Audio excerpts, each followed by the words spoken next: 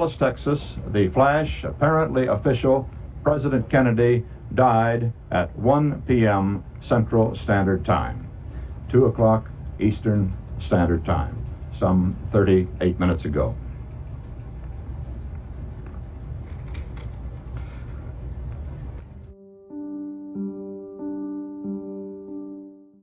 President John F. Kennedy was assassinated in Dallas, Texas on November 22, 1963. America and the world were stunned. The fallout of these events would have political, historical, and social implications that are still relevant today. However, those fatal shots were really just the beginning of the story. It was approximately 12:30 p.m. when the 3 shots were fired at the president's convertible Lincoln Continental. At the sound of the first shot, Secret Service agent Clint Hill, who was riding on the bumper of the follow-up car, left his position and ran towards the presidential limousine. His plan was to shield the president with his own body, but before he could get there, 2 more shots rang out. It was the third and final shot that is believed to be the one that shattered the president's skull. It was at this point that Agent Hill was finally able to grab hold of the rear of the car. He climbed aboard and forced Jackie Kennedy back into the rear seat just as the automobile sped away. On the way to the Parkland Hospital, Jackie spoke to her husband. In an interview, she would recall saying things like, "Jack, can you hear me? And I love you, Jack." For his part, Agent Hill would later claim that had he been stationed on the bumper of the president's car instead of the one behind, he would have gotten there in time to save JFK. My name is Clint Hill. I was present in Dallas, Texas on November 22nd, 1963, at the time of the assassination. This is my personal account of 5 days in November.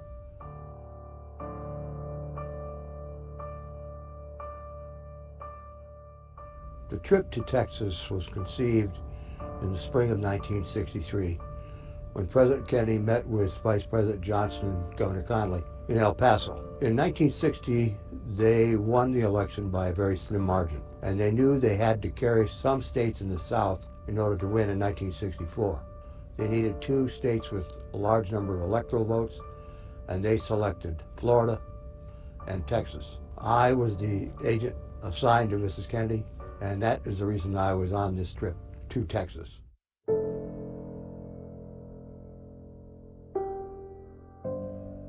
The president came to the senior agent and the advance agent and said, "Look, I can't afford it to appear that there's anything between the people and myself. And when the agents are on the back of the car hovering over me, as he said, it appears that there is something between us, and I can't afford that to be the case." There was nothing written, no documentation, but the word was passed all throughout the Secret Service that from this point on, you would not be on the back of the car unless there was an emergency.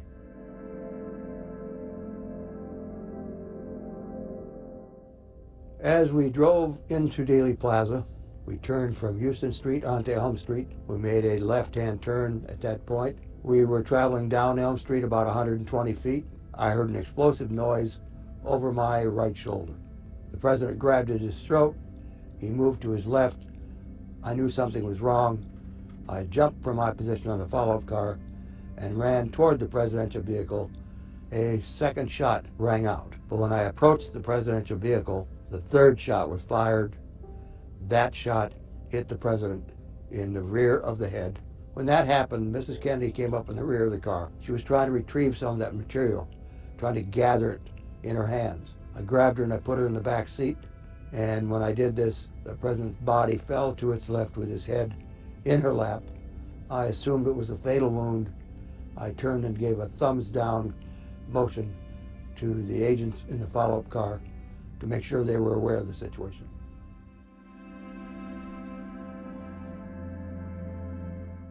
The authorities in Texas said that the state law in Texas required an autopsy to be performed at the hospital in the jurisdiction in which this situation occurred before we could remove the body.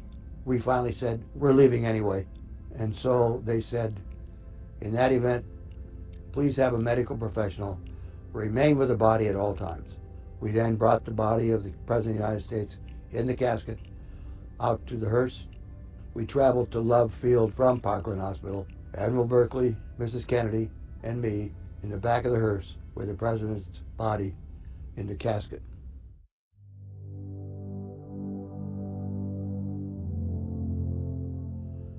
At one point after the funeral services at St. Matthew's Cathedral in Washington, D.C., the body was taken out of the church and placed on a caisson. Mrs. Kennedy and the family members came out. The military presence at that time rendered a salute to the president. Mrs. Kennedy noticed that.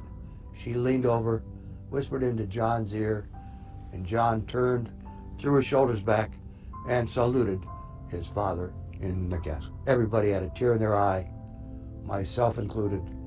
I was standing very near his mother, and I was a witness to exactly what happened.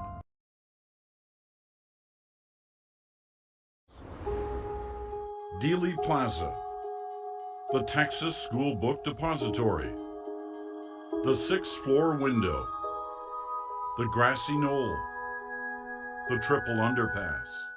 After firing 3 shots at the motorcade from the 6th floor of the Texas School Book Depository, Lee Harvey Oswald hid his rifle among some stacks of books. People have given me a hearing without legal representation or anything. You shoot the president? I didn't shoot anybody, no, sir.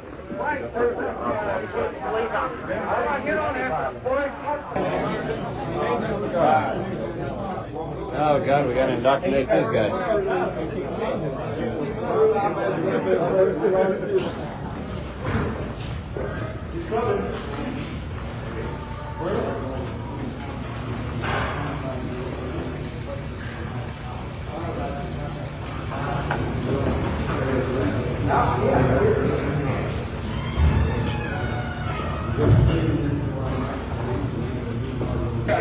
Let's keep it quiet. We'll all get it. Hold it down. Has the gentleman been identified? Yes, sir. He's been identified for killing the officer. Right. Has any identification been attempted for the killing of the president? Not yet. I didn't shoot anybody, sir. I haven't been told what I'm here for. You have a lawyer? No, sir, I don't. I'd like some legal representation. These police officers have not allowed me to. The man who slew the President of these United States today, he had to be. The shots that killed the President and severely wounded the Governor of Texas came from a predetermined spot, with a clear view of the motorcade as it passed. I really don't know what the situation is about. Nobody has told me anything. Except that I'm accused of murdering a policeman. I know nothing more than that, and I do request someone to come forward to give me a legal assistance. Did you kill the president? No, I've not been charged with that. In fact, nobody has said that to me yet. The first thing I heard about was when the newspaper reporters in the hall asked me that question.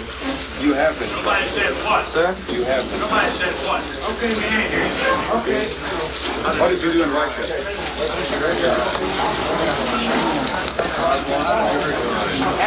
A policeman hit me.